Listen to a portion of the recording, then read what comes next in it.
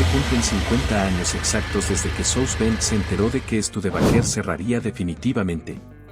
¿Te has preguntado alguna vez qué pasó con todas esas compañías automovilísticas de las que hablaba tu abuelo? ¿Te acuerdas de esos coches que hacían que las calles parecieran exhibiciones ambulantes de coches en aquella época? Probablemente pienses que simplemente desaparecieron poco a poco, tal vez fueron comprados por las grandes compañías o simplemente no pudieron adaptarse a los tiempos. Pero lo que usted no sabía es que cada uno de estos fabricantes de automóviles tenía una última oportunidad para alcanzar la gloria. Un último coche que salió de la línea de montaje antes de que las luces se apagaran para siempre. Y el 20 de diciembre de 1963, el último automóvil Studebaker salió de la línea de montaje en South Bend. En los próximos minutos, descubrirás hasta el último coche de fabricantes de automóviles desaparecidos entre 1949 y 2025. Desde las marcas de lujo que definieron el exceso estadounidense hasta los coches económicos que prometían revolucionar el transporte. Y no se pierdan el final, porque hemos rescatado un coche sorpresa de una compañía que técnicamente murió 3 veces, pero que siguió volviendo para atormentar al mundo del automóvil. Packard Patrician de 1958. La Packard Patrician tenía como objetivo salvar a la compañía que una vez fabricó automóviles para presidentes y estrellas de cine. En 1958, Packard ya se había fusionado con Studebaker en un intento desesperado por sobrevivir. Pero estaban perdiendo dinero más rápido que una tubería de combustible rota. El último Packard auténtico salió de la línea de montaje de South Bend, Indiana, el 13 de julio de 1958, con una carrocería que básicamente era un Studebaker tuneado con insignias de Packard pegadas encima. Este no era el Packard que competía con Cadillac y Lincoln.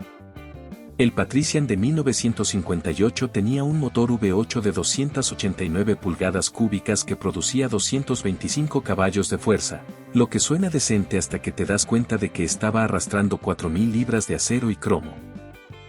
El interior aún conservaba toques del antiguo lujo Packard, con asientos de cuero y molduras de madera auténtica, pero los acabados y el ajuste no se acercaban en absoluto a lo que los compradores esperaban de un coche que lucía con orgullo ese adorno de pelícano en el capó.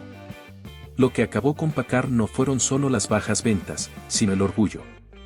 Se negaron a admitir que estaban fabricando Studebaker con adornos sofisticados hasta que fue demasiado tarde.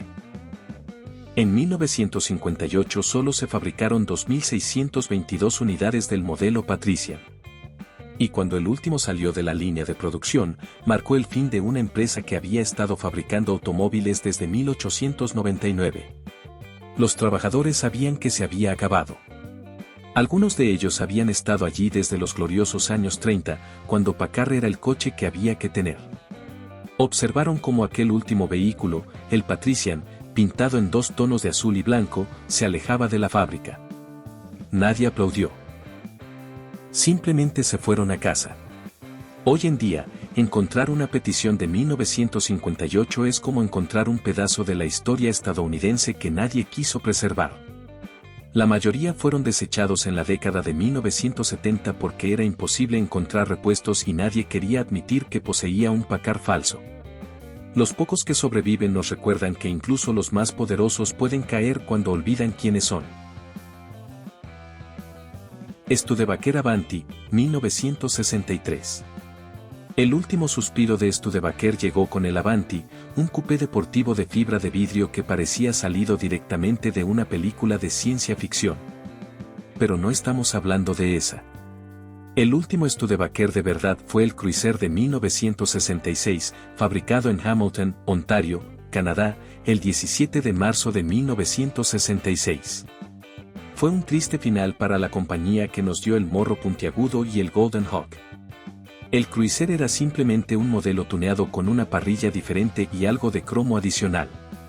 En 1966, Studebaker se había quedado con una sola fábrica que construía automóviles para el mercado canadiense con las piezas que les quedaban. El motor Chevy V8 de 283 pulgadas cúbicas bajo el capó era fiable, pero también era una admisión de derrota. Studebaker ya ni siquiera podía permitirse fabricar sus propios motores. Ese último crucero era de color burdeos con techo de vinilo negro, y fue directamente a parar a manos de un ejecutivo de Studebaker que probablemente deseó haber abandonado el barco años antes.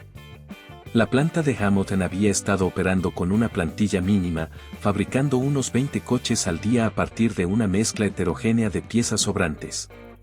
Cuando se supo la noticia de que el 4 de marzo sería el último día de producción, algunos trabajadores ya llevaban meses buscando empleo. La desaparición de Studebaker supuso la pérdida de 700 puestos de trabajo en Hamilton y puso fin a 114 años de fabricación de vehículos. Empezaron con vagones en 1852 y terminaron con un coche compacto reciclado que nadie quería. La empresa que había sobrevivido a la transición de los caballos a la potencia eléctrica no pudo sobrevivir a la década de 1960. Hoy en día, Studebaker es recordada por sus innovaciones y diseños vanguardistas. Pero ese último crucero nos recuerda que la innovación sin ejecución es simplemente un fracaso costoso. NAS Metropolitan 1962. NAS desapareció cuando se fusionó con Hudson para formar American Motors en 1954, pero el Metropolitan mantuvo vivo el nombre de NAS durante 8 años más. El último salió de la línea de montaje en Birmingham, Inglaterra, en abril de 1962, poniendo fin a la producción de lo que podría haber sido el primer automóvil pequeño verdaderamente exitoso de Estados Unidos. El Metropolitan era un coche pequeño y extraño diseñado en Detroit, pero construido en Gran Bretaña porque resultaba más barato. Tenía un motor Austin de 1,5 litros que producía 52 caballos de fuerza, lo que apenas era suficiente para incorporarse a la autopista. Pero ese no era el punto. El Metropolitan estaba pensado para que las amas de casa fueran a hacer la compra y para jóvenes que querían algo diferente al Gran Buick de papá. Para 1962, el futuro era incierto. El Volkswagen Beetle le estaba ganando terreno al Metropolitan y los tres grandes finalmente se estaban tomando en serio los coches pequeños con el Corvair, el Falcon y el Valiant. Los últimos Metropolitan se construyeron en realidad en 1961, pero se vendieron como modelos de 1962 porque AMC estaba tratando de liquidar su inventario. Ese último coche era coral y blanco. La combinación de colores característica de NAS hacía que estos pequeños coches parecieran caramelos rodantes. Lo fascinante es que el Metropolitan se adelantó a su tiempo. Rindía 40 millas por galón cuando la gasolina costaba 31.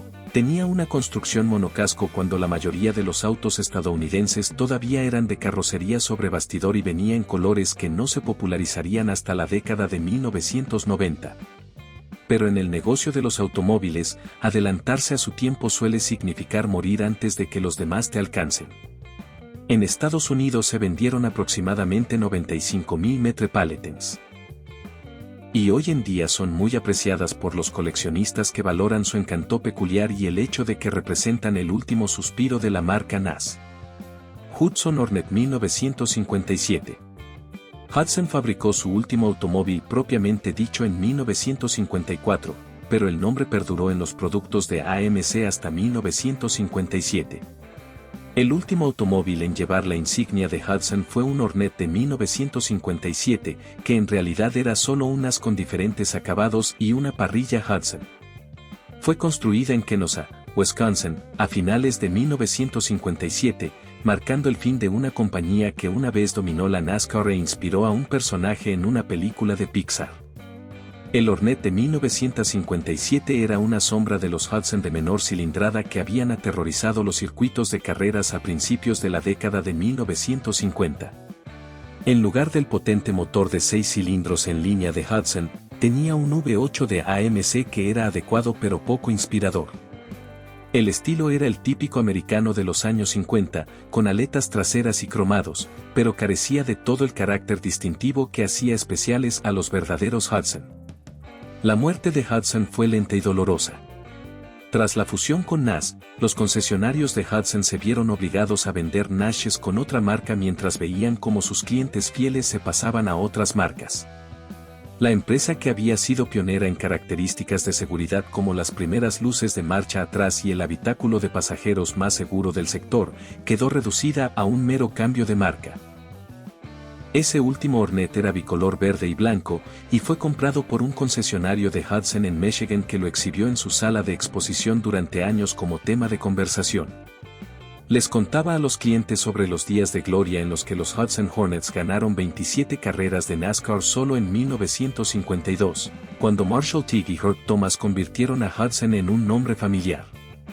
El coche acabó formando parte de una colección privada, una lápida de 4 ruedas para una empresa que merecía algo mejor que ver su nombre estampado en el diseño de otro. Hoy en día, las cajas de cambios Hudson originales valen mucho dinero, mientras que estas versiones con otra marca son apenas una nota al pie en la historia del automóvil. Kaiser Manhattan, 1955. La última resistencia de Kaiser en Estados Unidos se produjo con el Manhattan de 1955, un automóvil que demostró que se podía tener toda la innovación del mundo y aún así fracasar estrepitosamente. El último automóvil de pasajeros Kaiser fabricado para el mercado estadounidense salió de la línea de producción en la planta de Willow Run en Michigan a principios de 1955, antes de que la compañía hiciera las maletas y se trasladara a Argentina, donde podían fabricar automóviles sin competir con los 3 grandes. El Manhattan de 1955 era realmente un gran coche. Tenía un motor sobrealimentado de 6 cilindros y 26 pulgadas cúbicas que producía 140 caballos de fuerza, lo cual era respetable para la época. El diseño era distintivo, con un parabrisas envolvente y un salpicadero que parecía propio de un avión de combate. Kaiser incluso ofrecía aire acondicionado de fábrica, cristales tintados y un salpicadero acolchado años antes de que estos elementos se volvieran comunes. Pero Kaiser estaba perdiendo dinero a raudales. Habían perdido $100 millones entre 1946 y 1955, lo que era mucho dinero en aquella época.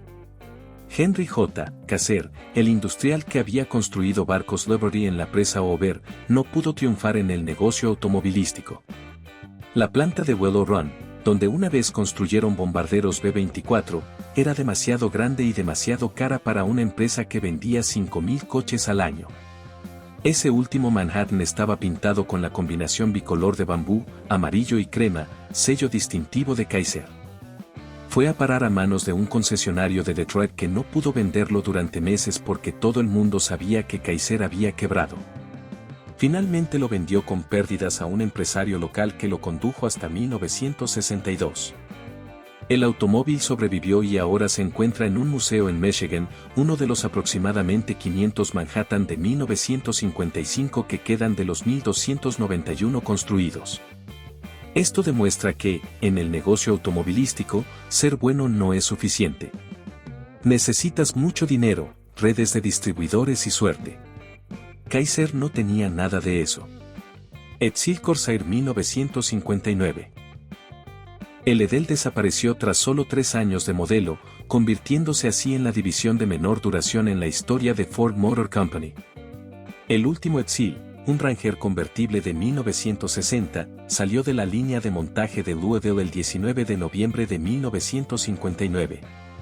Pero el coche que realmente representó el fracaso de Edel fue el Corsair de 1959, el modelo de gama alta que nadie quería.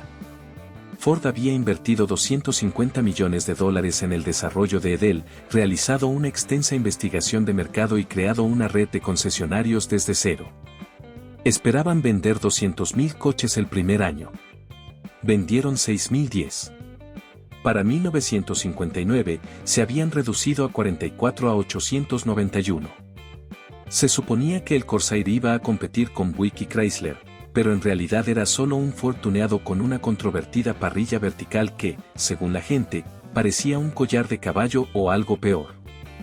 El Corsair de 1959 venía con un motor V8 de 332 pulgadas cúbicas que producía 225 caballos de fuerza, dirección asistida y frenos de potencia. Tenía controles de transmisión automática mediante botones en el centro del volante, lo cual era bastante ingenioso, pero también propenso a fallar. El problema no era el coche en sí, sino el momento. Edsel se lanzó justo en medio de la recesión de 1958, cuando la gente no compraba coches de precio medio. El último Edsel era turquesa y blanco, y Ford intentó mantener su producción en secreto. No querían que los fotógrafos capturaran el momento del fracaso, pero la noticia se difundió y, cuando el último coche salió de la línea de producción, los trabajadores se reunieron para observar. Algunos habían estado trabajando en la construcción de Deal desde el primer día y estaban a punto de perder sus empleos.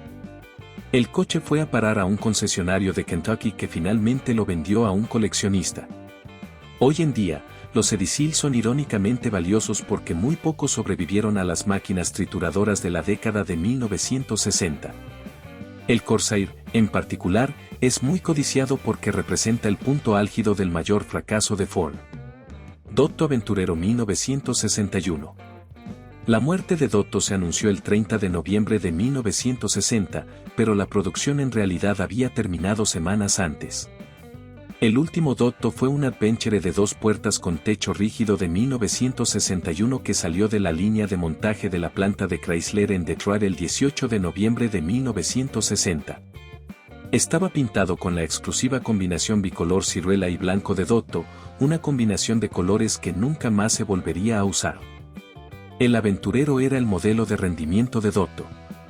Equipado con un motor V8 de 361 pulgadas cúbicas que producía 265 caballos de fuerza. Lo tenía todo. Elevalunas eléctricos, asientos eléctricos, transmisión automática con botones y suficiente cromo como para deslumbrarte en un día soleado. Pero en 1960, Dotto se vio atrapada en una situación mortal entre Dodge y Chrysler.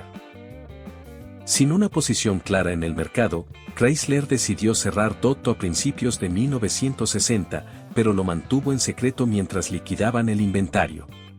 Los modelos de 1961 eran simplemente una actualización de los modelos de los años 60, con una parrilla y luces traseras diferentes.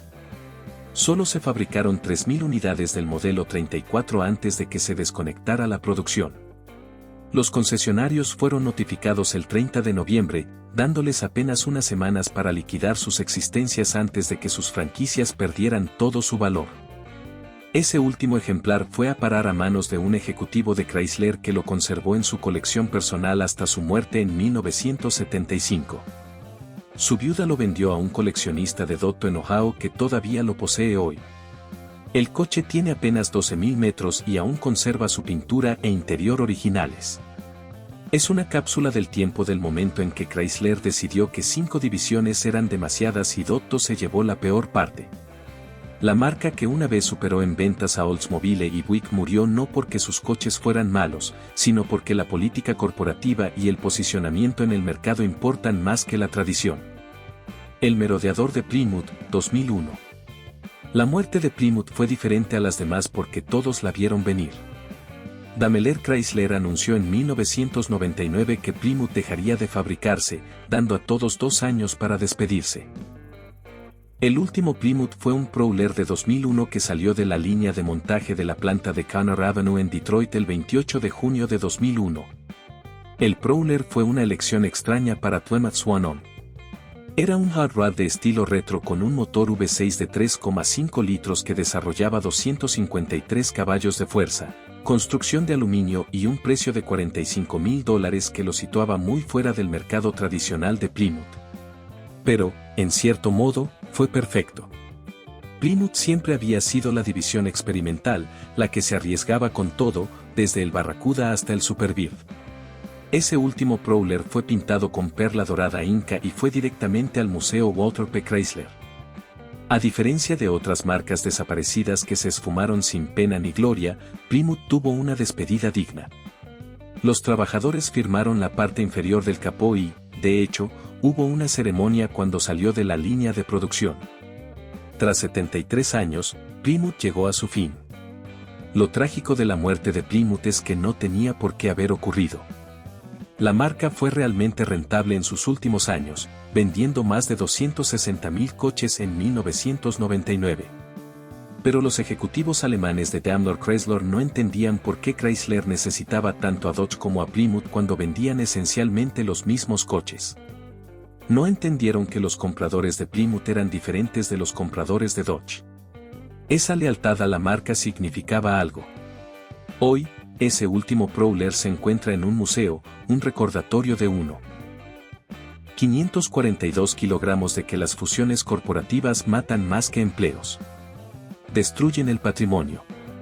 Mercury Mariner 2011. Mercury murió como vivió, en silencio y sin mucho alboroto. El último Mercury fue un Grand Marquis de 2011 que salió de la línea de montaje de la planta de St. Thomas en Ontario, Canadá, el 4 de enero de 2011. Pero el vehículo que realmente representó el capítulo final de Mercury fue el Mariner. El pequeño SUV que demostró lo mucho que la marca había caído desde sus días de gloria. El Mariner era simplemente un Ford Escape con emblemas diferentes y una parrilla en cascada. Tenía los mismos motores, el mismo interior, todo igual excepto un precio ligeramente más elevado. Para 2010, Mercury vendía apenas 93.000 vehículos al año, frente a los 580.000 de 1978. El director ejecutivo de Ford, Alan Way, tomó la decisión de eliminar Mercury como parte de su estrategia Un Solo Ford. El Mariner 2011 venía con un motor de 4 cilindros de 2.5L o un V6 de 3.0L, tracción delantera o tracción total, y absolutamente nada que no se pudiera conseguir en un Ford Escape por menos dinero. Los concesionarios de Mercury, muchos de los cuales habían estado vendiendo la marca desde la década de 1940, tuvieron la opción de convertirse en concesionarios de Ford o Lincoln. La mayoría eligió Ford. Ese último Grand Marquis era blanco, apropiado para una marca que se había vuelto invisible en sus últimos años. Fue adquirida por un comerciante de Michigan que aún la conserva en su colección. La muerte del marinero fue aún más silenciosa. El último se construyó a finales de 2010 sin ceremonia, sin firmas, sin ningún reconocimiento de que una marca nacida en 1938 estuviera dando sus últimos coletazos. Mercury surgió como una idea de Edo Ford para cerrar la brecha entre Ford y Lincoln. El resultado fueron Ford con diferentes marcas que nadie podía distinguir de sus hermanos con el óvalo azul. A veces las marcas mueren heroicamente, a veces simplemente se desvanecen. Pontiac G6 2010. Pontiac desapareció durante la Gran Recesión, víctima de la bancarrota de GM y del rescate gubernamental. El último Pontiac fue un sedán G6 de 2010 que salió de la línea de montaje de la planta de Orion en Michigan el 25 de noviembre de 2009. Era blanco, lo que parecía apropiado para una marca que esencialmente se rendía después de 84 años. El G6 era un coche decente con un motor de 4 cilindros y 2,4 litros que producía 164 caballos de fuerza, transmisión automática de 6 velocidades y el tipo de estilo insulso que había afectado a Pontiac en sus últimos años. Esta no era la división que fabricaba el Guanajuato, el Firebird o el Grand Prix. Se trataba de una empresa Pontiac que fabricaba Chevrolet con otra marca y esperaba que nadie se diera cuenta. GM había anunciado la desaparición de Pontiac el 27 de abril de 2009 como parte de su plan de reestructuración. La marca que una vez vendió más de 1 millón de coches al año bajó a 2.657000 en 2008. Los concesionarios estaban furiosos. Muchos habían invertido millones en sus franquicias solo para que les dijeran que su marca no valía nada. Algunos presentaron demandas. La mayoría simplemente cobró sus cheques de indemnización y se convirtió en concesionario de Chevy o Buick. Ese último G6 fue a parar al centro del patrimonio de GM, donde se encuentra hoy junto a los Guanajuato y Trans Am que recuerdan a los visitantes lo que Pontiac solía ser. Los trabajadores de Orion sabían que era el final. Algunos llevaban 30 años fabricando Pontiacs. Observaron cómo aquel G6 blanco salía de la línea de producción. El último de los 40 millones de Pontiac fabricados desde 1926. No hubo discursos, ni ceremonia, solo un coche alejándose y las luces apagándose en lo que había sido la división de alto rendimiento de GM. El grupo de trabajo gubernamental que decidió el destino de Pontiac nunca había tenido uno, nunca entendió que los fanáticos de Pontiac eran diferentes de los fanáticos de Chevy. Ellos simplemente vieron redundancia donde otros vieron patrimonio. Saturn Scar Radland 2010. Saturn murió junto con Pontiac, otra víctima de la bancarrota de GM. El último Saturn fue un SUV Outlook 2010 que salió de la línea de producción en Lansing, Michigan, en octubre de 2009. Pero el coche que realmente representó la promesa incumplida de Saturn fue el Ska Radline. El roadster turboalimentado que demostró lo que Saturn podría haber sido. Saturn había comenzado en 1985 como el competidor de GM en el mercado de importaciones, un tipo diferente de compañía automotriz sin precios Hegel ni paneles de carrocería de plástico. Para 2009, no era más que otra división de GM que vendía Opals y Chevrolets con otra marca. El Ska Radline era en realidad un gran coche con un motor turboalimentado de 2.0 litros que desarrollaba 260 caballos de fuerza, pero fue demasiado poco y demasiado tarde. Roger Penske casi salvó a Saturno. Firmó un acuerdo para comprar la marca en junio de 2009, con la intención de vender Renaultes y Nissan a través de los concesionarios de Saturn. Pero cuando GM no pudo garantizar que seguiría fabricando modelos Saturn durante la transición, Penske se retiró.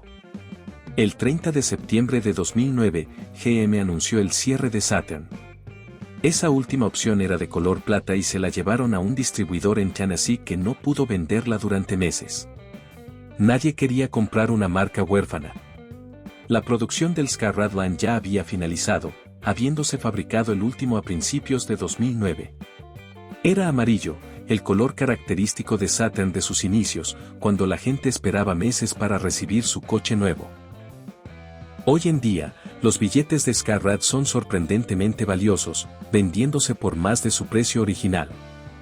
Representan lo que Saturn podría haber sido si GM le hubiera permitido seguir siendo diferente en lugar de obligarla a convertirse en una pieza más de la maquinaria corporativa. 24 años después de su prometedor comienzo, Saturn murió, demostrando que en el negocio automovilístico, lo diferente suele significar la muerte. Hammer H3 de 2010.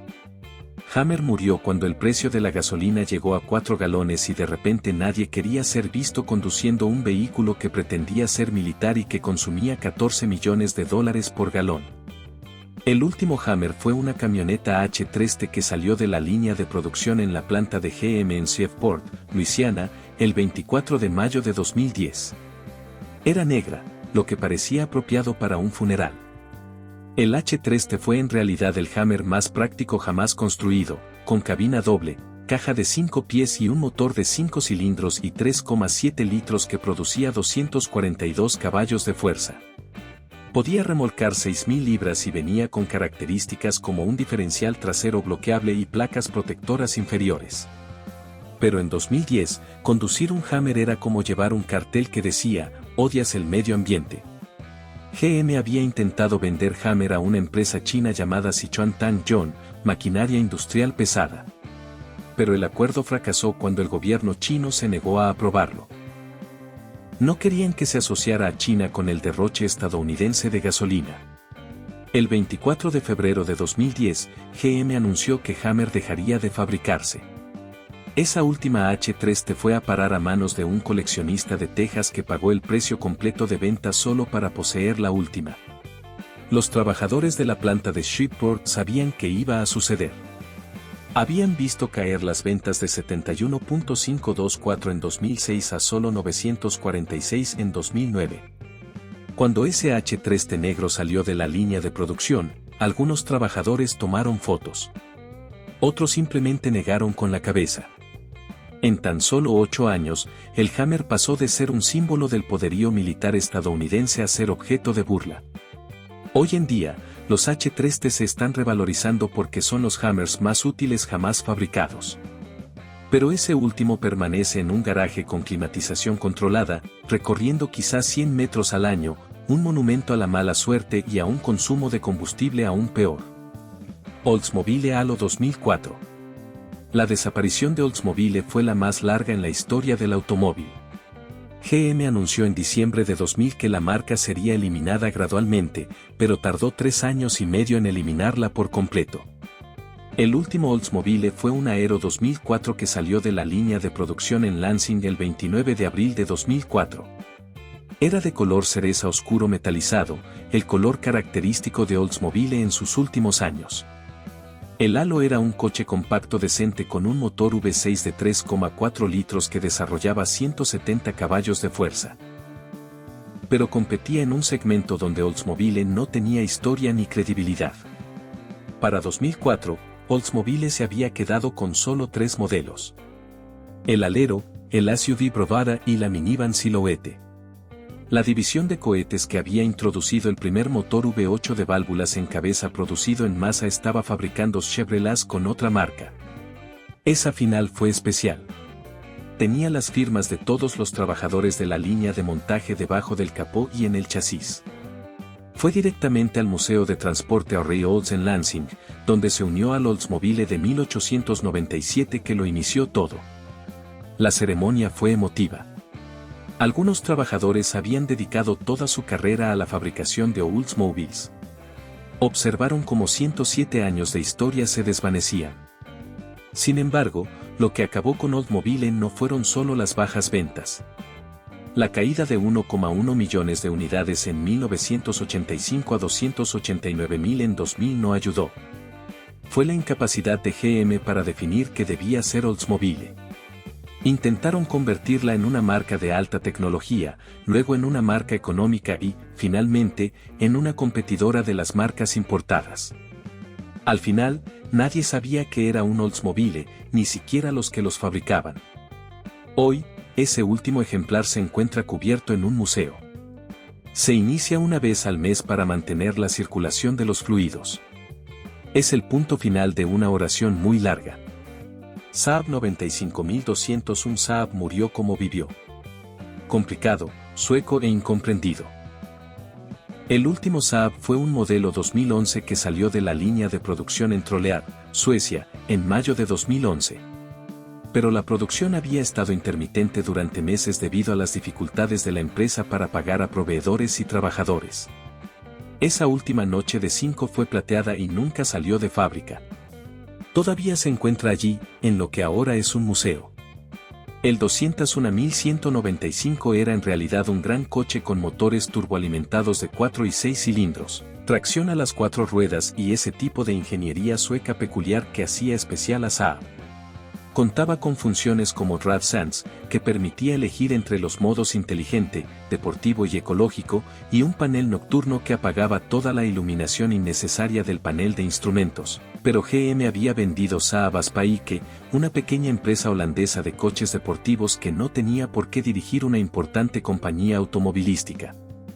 Saab se declaró en bancarrota el 19 de diciembre de 2011 después de meses de intentar encontrar compradores chinos, inversores rusos, cualquiera que tuviera dinero.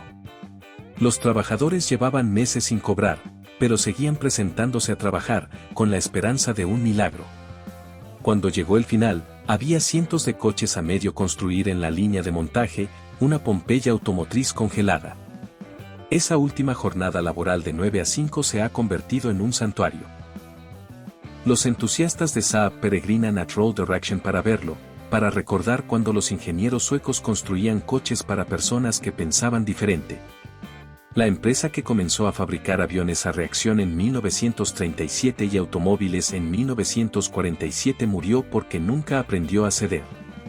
Cada Saab tenía que estar sobreingenierizado, tenía que ser diferente, tenía que ser sueco. En la industria automovilística mundial, eso es una sentencia de muerte. Hoy, la fábrica de Saab construye vehículos eléctricos para una empresa china. Ese último trabajo de 9 a 5 está arrinconado, acumulando polvo, un recordatorio de que ser especial no es suficiente si no puedes pagar tus facturas. Sion FRS 2016. Sion murió porque a los millennials no les importaban los coches como Toyota pensaba que les importarían. El último Sion fue un TC 2016 que salió de la línea de producción en Japón en agosto de 2016. Pero el coche que realmente evidenció la crisis de identidad de Sion fue el FFRS, un deportivo para una marca que se suponía que debía ofrecer un transporte práctico y asequible. El FFRS fue en realidad un gran coche desarrollado conjuntamente con Subaru, con un motor boxer de 4 cilindros y 2 litros que producía 200 caballos de fuerza y una de las mejores transmisiones manuales jamás instaladas en un coche de menos de $30.000. Pero no era un escaneo. No encajaba con los modelos XB, Carita riéndose y otros coches económicos de forma cuadrada que habían definido la marca. Toyota estaba tan confundida sobre lo que se suponía que era Sion que empezó a vender coupés de lujo y coches deportivos a través de la que se suponía que era su marca de entrada. Toyota anunció el 3 de febrero de 2016 que Sion dejaría de fabricarse. Después de 13 años y 1 millón de vehículos vendidos, la mayoría a personas que en realidad no eran jóvenes, Toyota admitió su derrota. El FFRS se convirtió en el Toyota 86. El TC desapareció, y los concesionarios de Sion volvieron a vender solo Toyotas. Ese último TC era rojo Barcelona y fue a parar a manos de un distribuidor en California que lo rifó con fines benéficos. La producción del FFRS ya había finalizado, pasando a llevar la marca Toyota. Lo que acabó con Sion no fueron los malos coches, sino el mal marketing. Toyota pensaba que los jóvenes querían su propia marca, pero los jóvenes solo querían buenos coches que pudieran permitirse. Les daba igual de quién fuera el nombre en el maletero. Hoy en día, los modelos FFRS mantienen su valor porque los entusiastas saben que son excelentes coches independientemente de la marca. Pero ese último TC, probablemente ya esté destrozado. Impulsado por alguien que consiguió una ganga con una marca muerta y no le importó su conservación. Mitsubishi Eclipse Cross 2024. Mitsubishi aún no está muerta en Estados Unidos, pero está en cuidados intensivos. Su último coche de verdad fue el Lance 2024, cuya producción finalizó en agosto de 2024. El Eclipse Cross continúa, pero es un SUV que lleva el nombre de un coche deportivo, como ponerle una insignia de Mustang a una minivan. El Ford Lancer 2020 fue simplemente una edición especial para flotas, con equipamiento reducido y vendido principalmente a empresas de alquiler. Tenía un motor de 4 cilindros y 2.0 litros que producía 148 caballos de fuerza y una transmisión continuamente variable que le quitaba toda la diversión que pudiera haber quedado. Este no era el Lance que ganaba rallies ni el que dio origen a la evolución. Este era un medio de transporte para personas con mal historial crediticio. La desaparición de Mitsubishi en Estados Unidos ha sido lenta y dolorosa. Pasaron de vender 345.000 vehículos en 2002 a tan solo octubre de 2000 en 2023. Acabaron con el Eclipse, el Galant, el Montero, todo lo que los hacía interesantes. Ahora solo venden todoterrenos baratos con largas garantías a personas que no pueden permitirse otra cosa. Ese último Lance era blanco y fue a parar a una empresa de alquiler en Florida. Sin ceremonia, sin reconocimiento alguno de que Mitsubishi abandonaba el mercado automovilístico tras 40 años. Técnicamente siguen vendiendo coches, pero el Mirage es simplemente una caja de castigo con ruedas. La compañía que nos dio el 3000 GT VR4 y el Sterion ahora vende electrodomésticos a personas que ven los coches como electrodomésticos. A veces la muerte llega rápidamente, a veces tarda décadas. Mitsubishi optó por el camino lento. Holden Commodore 2020. Holden murió el 31 de diciembre de 2020, llevándose consigo 164 años de historia automotriz australiana. El último holding real fue un Commodore 2017 que salió de la línea de producción en Adelaida el 20 de octubre de 2017. Después de eso, solo vendieron Opals con otra marca hasta que GM dejó de fabricarlos por completo. Ese último Commodore fabricado en Australia fue un Diafa Asasri Radland con un motor V8 LS3 de 6.2 litros que desarrollaba 410 caballos de fuerza. Era rojo, por supuesto, contenía algo rojo. Fue directo a un museo, pero no sin antes hacer una espectacular quemada de llantas que dejó restos de goma en el suelo de la fábrica. Los trabajadores aplaudieron. Estaban a punto de perder sus empleos, pero al menos su último coche tuvo una despedida por todo lo alto. Lo que acabó con Holden fue la globalización.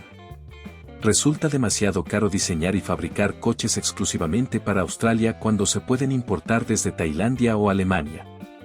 GM gastó miles de millones intentando mantener viva a Holden. Pero cuando vendes 90.000 coches al año en un país de 25 millones de habitantes, las cuentas no cuadran. La desaparición de Holden significó mucho más que otra marca muerta. Significó el fin de la fabricación de automóviles en Australia. Ford ya se había marchado en 2016 en Toyota. En 2017, cuando Holden falleció, Australia se convirtió en el único país desarrollado que no fabrica automóviles. Ese último Commodore se encuentra en el National Motor World, en Australia del Sur. Los escolares que realizan excursiones lo observan y preguntan a sus profesores cómo era cuando Australia fabricaba cosas. Los profesores, muchos de los cuales conducían Commodores, no tienen buenas respuestas. Chrysler 300, 2025. El Chrysler 300 no es una marca, pero cuando desaparezca en 2025, podría arrastrar a Chrysler con él. Las últimas 300 unidades saldrán de la línea de producción en Moncton, Ontario, a principios de 2025, poniendo fin a la producción del último sedán de lujo estadounidense auténtico. El 300 hectáreas ha estado en la misma plataforma desde 2005 con actualizaciones, pero sin cambios reales. El modelo actual sigue ofreciendo un motor Hemi V8 de 5,7 litros que desarrolla 363 caballos de fuerza, tracción trasera y el tipo de presencia que solía definir el lujo estadounidense. Pero Stellantis ha decidido que el futuro de Chrysler está en las minivans y quizás en los crossovers eléctricos. Lo que está acabando con la película 300 es lo mismo que acabó con todas las demás. Ya nadie compra sedanes. En 2005, Chrysler vendió 144.000 unidades del modelo 300. En 2023 vendieron 12.000. Los estacionamientos de los concesionarios Stellantis, están llenos de camionetas Ram y SUV Jeep. El 300 está arrinconado esperando a alguien que recuerde cuando Chrysler significaba algo. Esos últimos 300 probablemente serán negros porque a Chrysler le encanta el negro. Tendrá el motor Hemi porque si vas a salir, sal con todo. Irá a parar a un museo o a un coleccionista. Alguien que entiende que esto no es solo el final de un modelo. Es el fin de una idea. La idea de que Estados Unidos pudiera fabricar coches de lujo que no se disculparan por ser estadounidenses. Después de que el 300 desaparezca, Chrysler solo tendrá la minivan Pacífica y cualquier otra marca que Pujo Stellantis decida enviar. La marca que construyó Walter P. se convertirá en un zombie. Técnicamente vivo, pero muerto por dentro. Si eso te pareció impresionante, espera a ver lo que viene. Un fabricante de motocicletas que murió 3 veces pero siguió resurgiendo. Una marca de lujo que se vendía por $1 y la sorprendente compañía automovilística que legalmente no puede desaparecer a pesar de que lleva intentándolo 30 años. Así pues, continuemos. Fiske Karma 2024. Fiske murió 2 veces, lo cual es impresionante incluso para los estándares automovilísticos. La primera muerte se produjo en 2013 cuando Fiske Automotive se declaró en bancarrota tras fabricar unos 2.000 vehículos híbridos enchufables Karma. El último Karma original salió de la línea de producción en Finlandia en julio de 2012, antes de que el proveedor de baterías A123 Systems se declarara en bancarrota y arrastrara a Fiske con él. Pero aquí es donde la cosa se pone rara. Henrik Fiske, el diseñador que creó el BMW Z8 y el Aston Martin DB9, no pudo dejarlo pasar. Fundó Fiske Inc., una empresa diferente, el mismo hombre, en 2016 y para 2023 ya estaba de nuevo fabricando coches eléctricos. La segunda muerte se produjo en junio de 2024, cuando Fiske Inc. volvió a declararse en bancarrota. El último SUV Fiske Ocean se fabricó en Austria en marzo de 2024, lo que convierte a Fiske en la única empresa automovilística que ha desaparecido 2 veces en 12 años con el mismo fundador. El Ocean 2024 era en realidad un SUV eléctrico decente con una autonomía de hasta 360 millas y un techo solar que podía añadir uno diagonal 500 m por año. Pero Fiske dilapidó $500 millones en efectivo y no supo cómo entregar los coches a los clientes. Algunos compradores esperaron 18 meses por vehículos que nunca llegaron. Otros recibieron coches con un software tan defectuoso que no podían abrir las puertas. Ese último océano era azul, como no podía ser de otra manera, y está guardado en un almacén en Austria porque nadie sabe quién es su verdadero propietario. La bancarrota es tan caótica que coches, piezas y propiedad intelectual están esparcidos por 3 continentes. Henrik Fiske dice que volverá con una tercera empresa. El mundo del automóvil está haciendo apuestas sobre cuánto tiempo durará ese modelo. Algunas personas aprenden de sus errores. Algunas personas son Henrik Fiske y el coche sorpresa que les prometí al principio. Es una marca que técnicamente no puede morir porque es propiedad del gobierno chino, pero no ha fabricado un coche real desde 1958. Red Flag K770 1981. Red Flag fue el intento de China de construir un coche de lujo para el presidente Mao y los funcionarios del Partido Comunista. El último Red Flag auténtico salió de la línea de producción en Chang'an en 1981. Pero aquí está el giro inesperado. La existencia de la marca era legalmente obligatoria porque estaba consagrada en la legislación china como marca de tesoro nacional. El Cadme era una limusina hecha a mano que parecía un Chrysler Imperial de los años 50, tal como me habían descrito a través de una mala conexión telefónica. Tenía un motor V8 de 5,7 litros copiado de un motor Chrysler, puertas suicidas y banderas rojas, banderas reales, montadas en los guardabarros delanteros. Cada una tardó 6 meses en construirse y costó más que una casa. La bandera roja murió en 1981 cuando Deng Xiaoping decidió que China necesitaba una reforma económica más que coches de propaganda. Pero la marca no podía morir realmente a causa de esa ley. Así que siguió adelante como un zombie, colocando insignias de bandera roja en Audi 100 y llamándolos coche. S de lujo. Murió de nuevo en 2010. Luego resurgió en 2013, volvió a morir en 2020 y resurgió en 2021.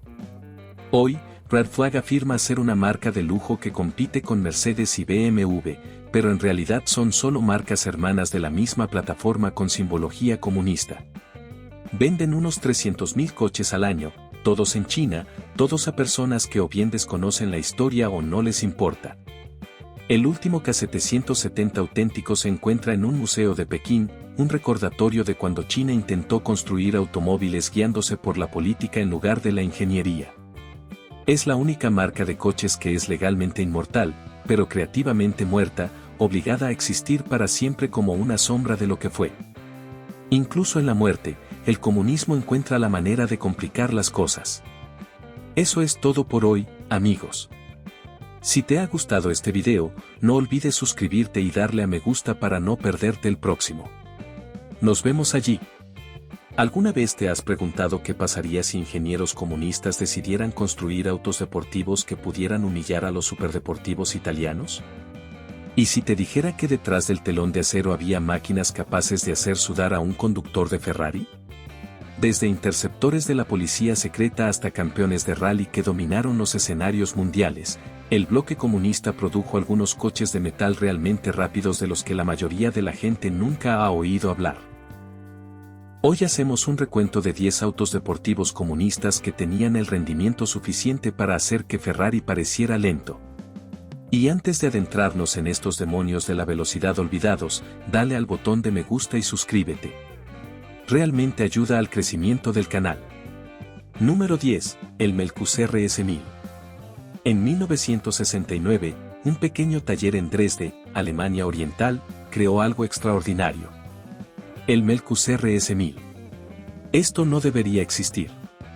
La fabricación privada de automóviles estaba prácticamente prohibida en la Alemania Oriental comunista, pero Hinz Melkis tenía contactos y ambición. Su creación parecía un Lamborghini bebé criado a base de chucrut en un entorno socialista. La RS1000 utilizaba un motor Wartburg modificado. Sí, la misma Wartburg que fabricaba esos pequeños coches familiares que echaban humo. Pero Melkis obró magia. Extrajo 70 caballos de fuerza de ese motor de 2 tiempos y 3 cilindros.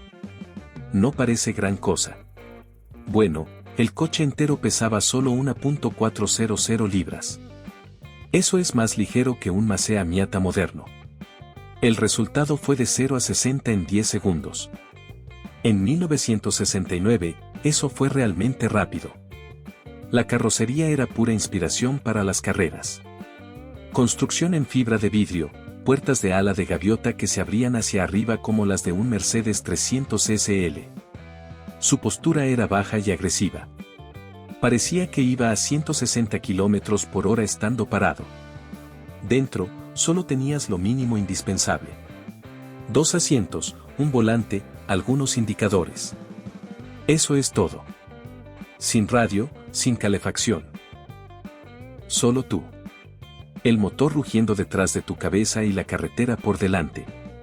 Aquí es donde se pone interesante. Melquis no podía venderlos oficialmente como coches deportivos, así que los clasificó como equipamiento deportivo, como una raqueta de tenis o unos esquís.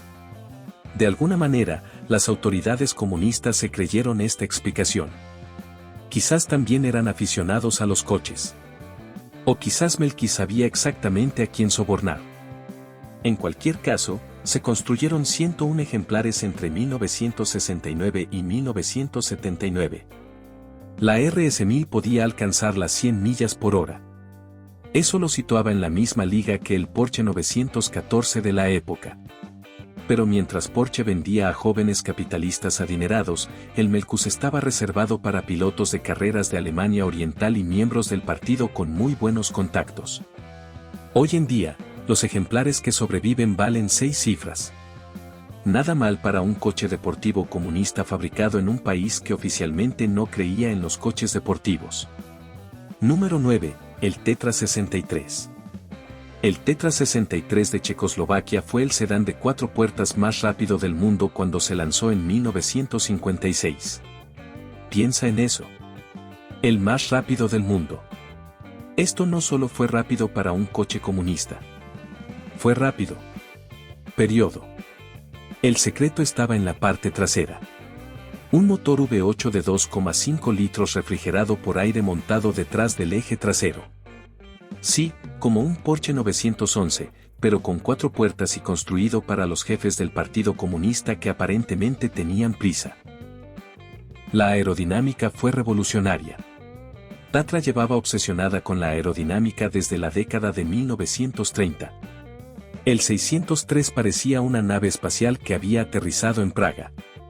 Esa forma aerodinámica le ayudó a alcanzar las 106 millas por hora.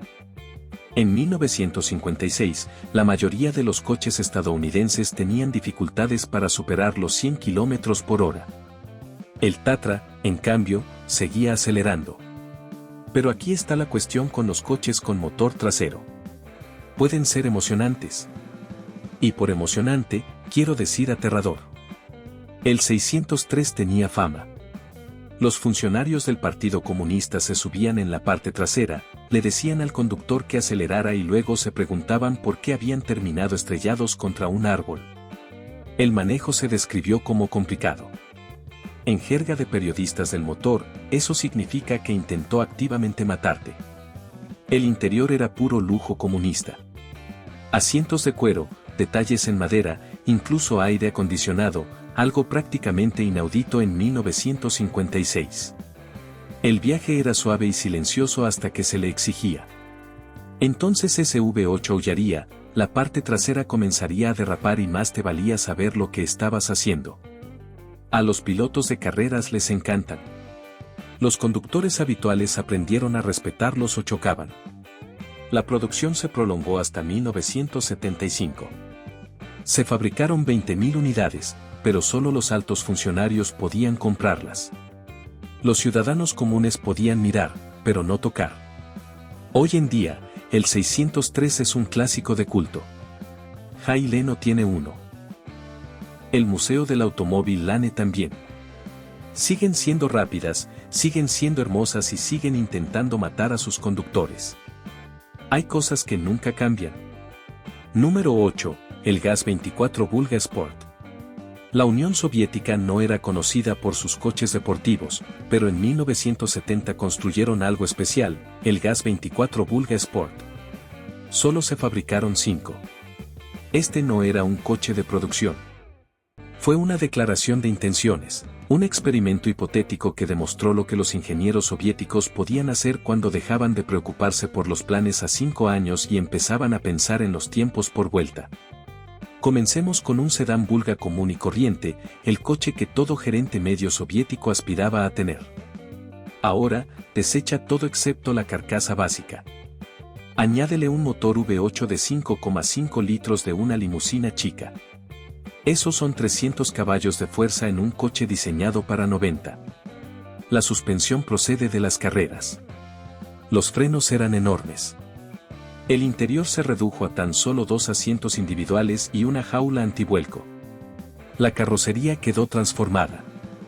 Guardabarros más anchos para cubrir los neumáticos de competición, una línea de techo más baja para una mejor aerodinámica. Tomas de aire por todas partes.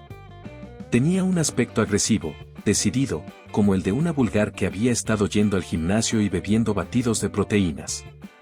El color, rojo brillante, naturalmente, porque si vas a construir un hard rod comunista, mejor abrazar el simbolismo.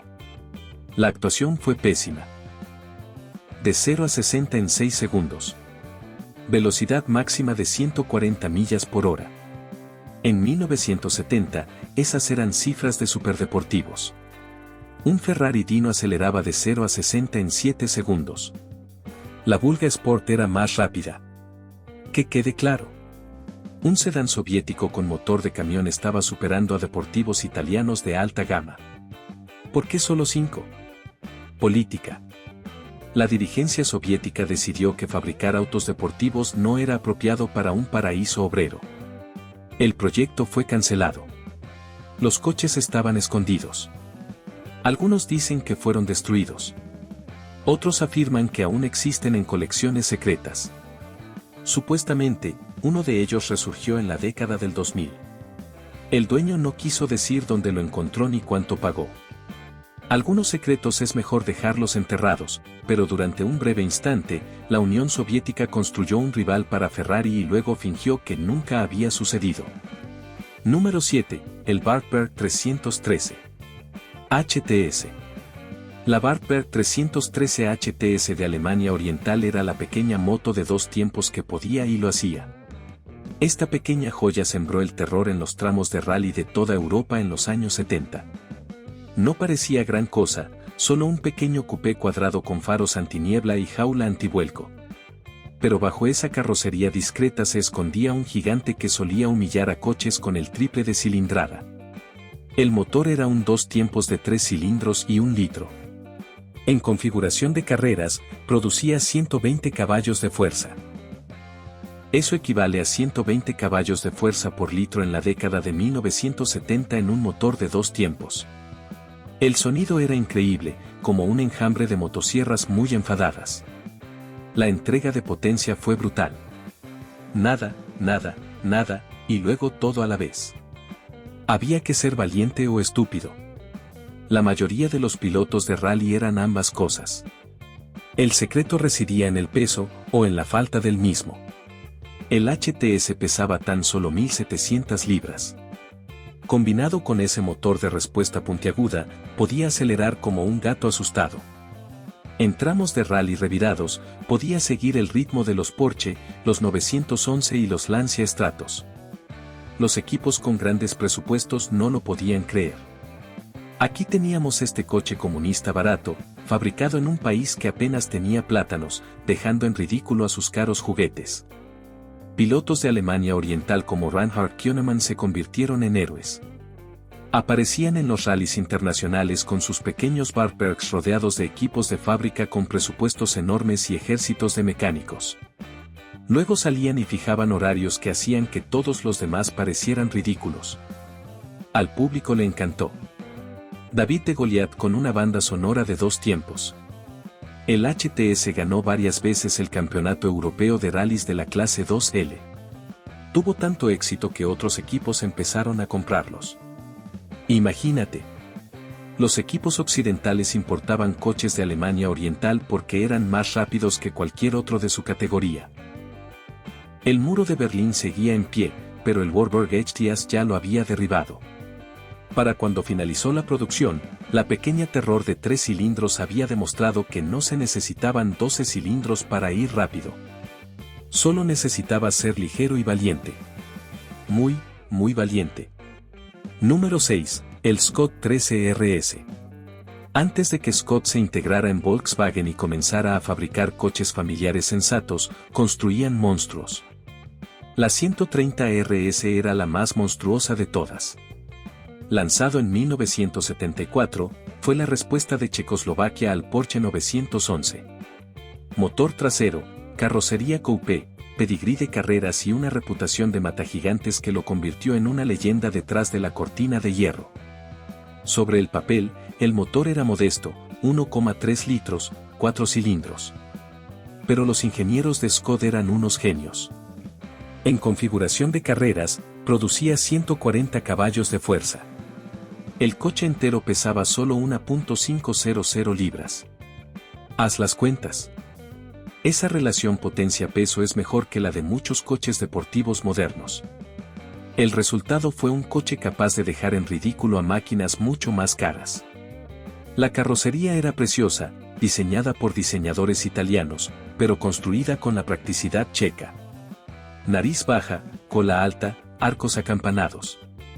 Parecía rápido incluso estando quieto. La combinación de colores solía ser blanca con rayas azules y rojas o amarilla con detalles negros. Colores que gritaban, "Quítate de mi camino", en cualquier idioma. Dentro reinaba el espíritu empresarial. Asientos tipo butaca, jaula antivuelco, extintor, nada de tonterías. Pero la verdadera magia ocurrió en los tramos de rally.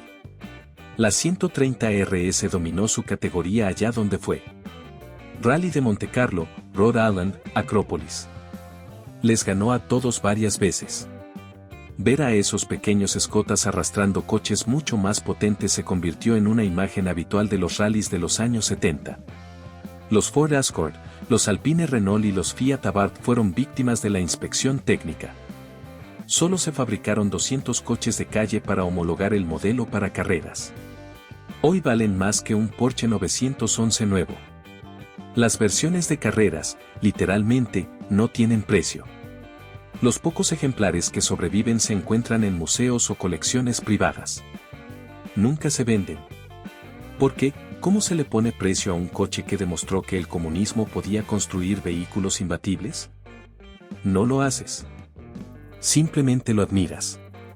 Y preguntarse qué habría pasado si no hubiera caído el telón de acero. ¿Seguiría Scott fabricando coches de rally con motor trasero? Nunca lo sabremos. Pero durante unos gloriosos años en la década de los 70, un David checo derrotó a todos los Goliath que se le cruzaron. Número 5. Los Lada VFT.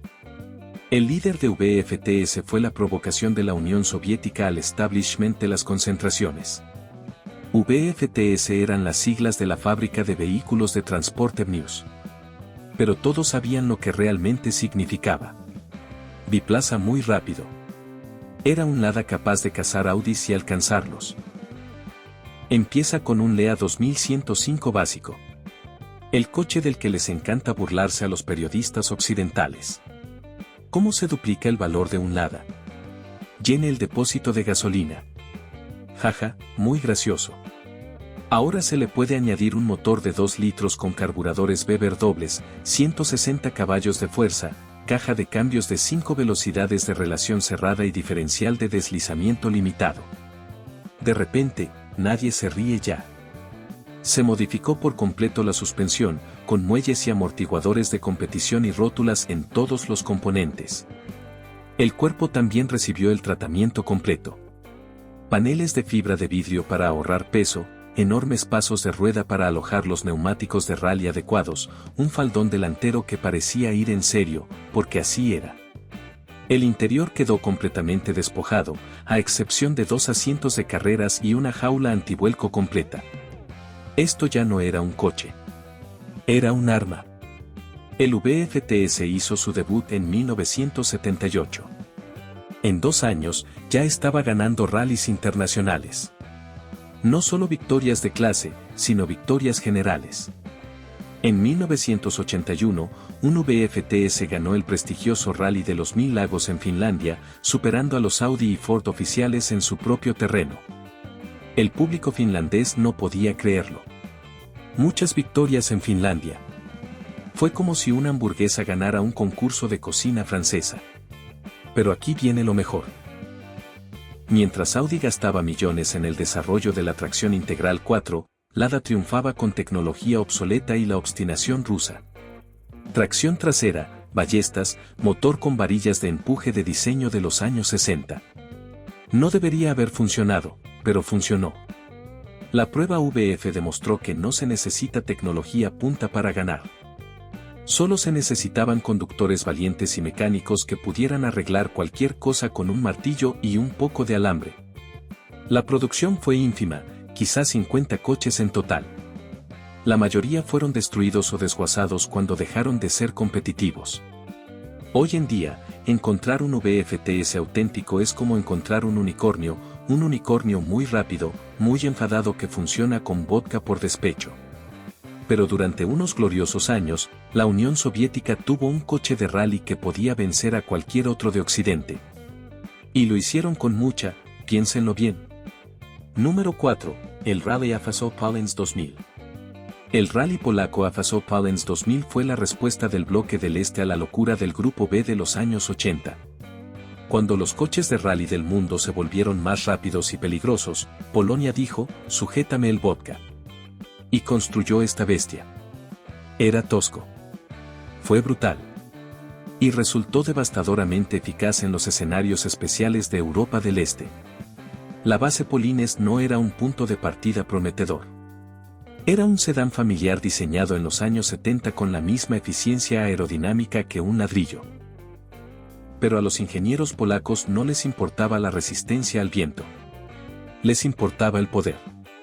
Así que cogieron un motor Fiat de doble árbol de levas y 2 litros y lo llevaron al extremo. Turbocompresor, inyección de combustible en el puerto, componentes internos forjados. El resultado fueron 250 caballos de fuerza en un coche diseñado para 70. El chasis fue reconstruido por completo. Estructura tubular inferior, paneles de carrocería de fibra de vidrio superiores. El peso se redujo a tan solo 2000 libras. La suspensión procedía directamente de las carreras de circuito. Todo ajustable. Los frenos eran enormes. Tenían que serlo. Cuando te acercas a las curvas a velocidades de 3 dígitos en grava, necesitas toda la potencia de frenado posible. Pero el verdadero as bajo la manga era el sistema de tracción a las 4 ruedas, no algún sistema sofisticado controlado por ordenador como el que utilizaba Audi. Se trataba de un auténtico sistema de tracción integral mecánico de la vieja escuela, con diferenciales bloqueables delantero y trasero. Brutal, pero efectivo. Los tramos de rally polacos eran famosos por sus superficies irregulares y su clima impredecible. La Polines 2000 podía con todo. Barro, nieve, grava, asfalto, le daba igual. El coche dominó los rallies polacos a mediados de los 80. También compitió internacionalmente con un éxito sorprendente, 6º puesto en la general en el Rally Acrópolis y puestos entre los 10 primeros en Portugal y Finlandia. Nada mal para un coche fabricado en un país que aún estaba bajo la ley marcial. El sonido también fue increíble. Ese potente motor de 4 cilindros aullaba como un Avancee. Combinado con los engranajes de corte recto y la mínima insonorización, era puro heavy metal automotriz. Solo se construyeron unos 30. La mayoría no sobrevivió a los años 80, los coches de rally rara vez lo hacen. Pero el Polines 2000 demostró que Polonia podía construir coches de alto rendimiento de clase mundial, aunque parecieran taxis dopados. A veces eso es todo lo que necesitas. 4 ruedas, demasiada potencia y un conductor lo suficientemente loco como para usarla toda. Número 3. El Mosovich 412 Rally. El Mosovich 412 Rally fue el coche de competición internacional más exitoso de la Unión Soviética. Punto final. Este modesto sedán ganó rallies desde África hasta Sudamérica. Conquistó 2 veces el maratón Londres-Sydney. Incluso logró un 4º puesto en la general en el brutal Rally Safari. Y todo ello con la apariencia del coche de tu abuelo. El secreto radicaba en la sencillez. Mientras que los fabricantes occidentales construían coches de rally complejos y frágiles, Mosovich construyó un tanque. El 412 utilizaba un motor de 1,5 L que producía unos 90 caballos de fuerza en un buen día. No es mucho, pero haría que esos 90 caballos de fuerza fueran para siempre. En el desierto, en la selva, a gran altitud, en condiciones que destrozarían un Ferrari antes del almuerzo. La suspensión era agrícola, con ballestas en todas las ruedas. Pero fue duro. Realmente difícil. Podrías lanzar esta cosa desde las dunas de arena y ni se inmutaría. La carrocería era de acero. Acero pesado. Pero eso significaba que cuando inevitablemente chocabas contra un árbol, una roca o un camello, podías enderezarlo a golpes con una masa y seguir adelante. Intenta hacer eso con un Ferrari de fibra de vidrio. Los equipos soviéticos se convirtieron en maestros de los rallies de larga distancia. Llegaban con sus ofrendas para la mezquita, un camión lleno de repuestos y suficiente vodka para intercambiar por combustible en el camino. Luego procedían a humillar a equipos con presupuestos 10 veces superiores. El maratón Londres-Sydney de 1973 fue típico. 9.000 millas a través de algunos de los terrenos más difíciles de la Tierra. El equipo Mosbich terminó primero y tercero en la general, venció a Citroën, venció a Ford, venció a todos. El Rally 4012 no fue rápido en el sentido tradicional. Perdería una C. Carrera de aceleración contra una minivan moderna, pero era rápida donde importaba. A través del interior australiano, a través del Sáhara, cruzando los Andes, lugares donde los Ferraris temían adentrarse. Las tripulaciones soviéticas tenían un dicho: el Mosbich siempre termina. Y así fue. Maltrecho, abollado, unido con alambre y determinación. Pero terminó.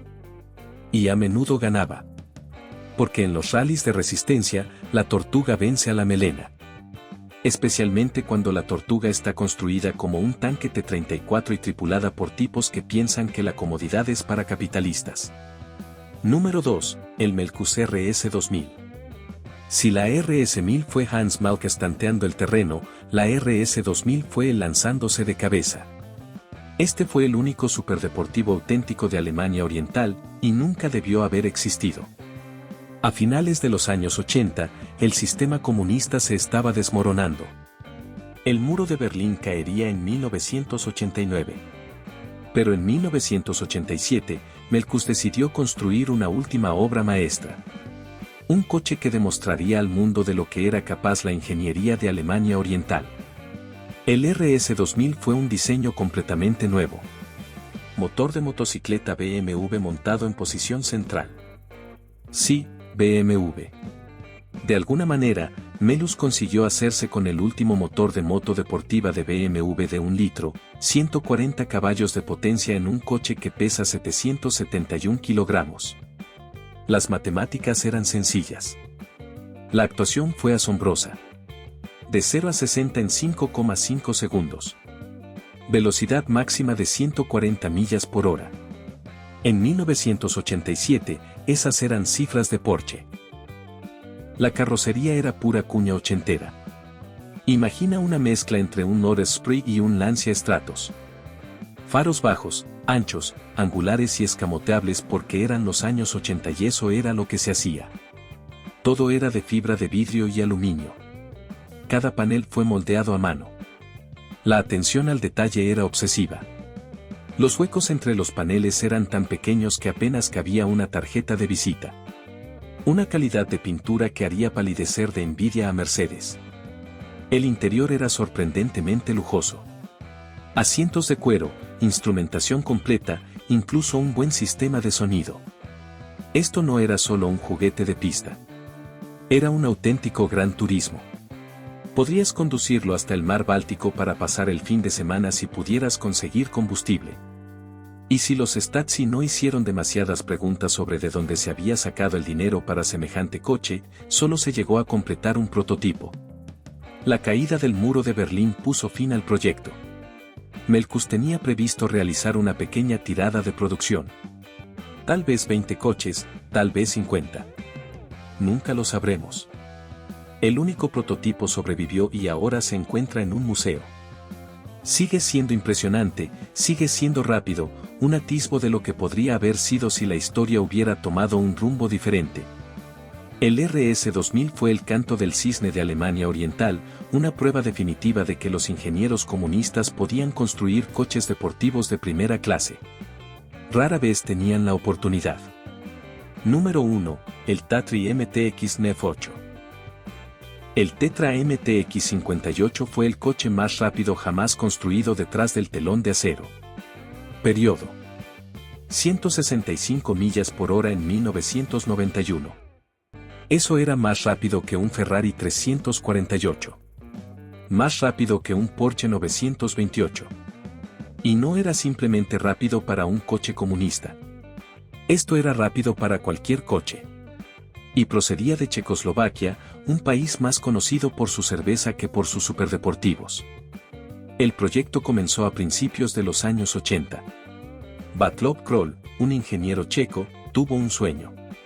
Construye un superdeportivo de clase mundial utilizando la mecánica Tatry. Todos decían que estaba loco. Tatra fabricaba camiones y sedanes de lujo, no coches de carreras. Pero Kroll era persistente, talentoso y posiblemente un poco loco. Todos los mejores ingenieros lo son. El corazón del equipo era el quinto 8 refrigerado por aire de Tatra. 3,5 litros en configuración de carreras, 302 caballos de fuerza. Puede que hoy no parezca gran cosa, pero recordemos que era refrigerado por aire como un Porsche, pero con 8 cilindros. El sonido era increíble. Un chillido metálico superpuesto al sonido de un ventilador de refrigeración. ¡Zas! No se parecía a nada que existiera en la Tierra. La carrocería era la del superdeportivo Pure 8S, diseñada por el propio Václav Kroll. Nariz larga, cola corta, enormes tomas de aire para alimentar ese sediento V8. Las puertas se abrían hacia arriba como las de un Lamborghini porque, si vas a construir un superdeportivo comunista, ¿por qué no hacerlo a lo grande? Todo el conjunto pesaba tan solo 2.400 libras. Estructura espacial de aluminio, carrocería de fibra de vidrio, cada gramo contaba. La actuación fue asombrosa. De 0 a 60 en 5,6 segundos, un cuarto de milla en 13,8 segundos, velocidad máxima de 165 millas por hora. En 1991, esas cifras lo situaron en un grupo muy exclusivo. Un Ferrari 348 aceleraba de 0 a 60 en 5,6 segundos. El MTX coincidió. Un Porsche 928 costaba 3 veces más y apenas era más rápido. Solo se construyeron 4. La caída del comunismo acabó con el proyecto justo cuando estaba empezando. Los coches se dispersaron entre colecciones privadas. Una de ellas se encuentra en el Museo Técnico Nacional Checo. Otro supuestamente pertenece a un coleccionista en Alemania. De los otros 2, nadie lo sabe con certeza. Aparecen ocasionalmente en exposiciones de coches clásicos. Se congregan multitudes, los boquiabiertos se quedan y luego desaparecen de nuevo. El MTX58 demostró algo importante, dada la posibilidad de que ingenieros comunistas pudieran construir automóviles que igualaran a cualquier modelo de Marinello o Stuttgart. Rara vez tenían esa oportunidad. La política, la economía y la ideología se interpusieron en el camino. Pero durante un breve instante, Checoslovaquia construyó un rival para Ferrari, y funcionó. Y ahí lo tienen. Se trata de 10 coches deportivos comunistas con un rendimiento capaz de avergonzar a Ferrari. Desde los Wing Coupe de Alemania Oriental hasta los superdeportivos que podían cazar 348, estas máquinas demuestran que los coches rápidos no eran exclusivos del occidente capitalista. ¿Cuál de estos bólidos olvidados te sorprende más? ¿Y cuál te gustaría tener en tu garaje? Deja tu opinión en los comentarios de abajo. Y oye, si disfrutaste de este viaje a través de las máquinas más rápidas de la cortina de hierro, no olvides darle a me gusta y suscribirte. Tenemos más historia del automóvil para ustedes. Gracias por vernos y nos vemos la próxima vez.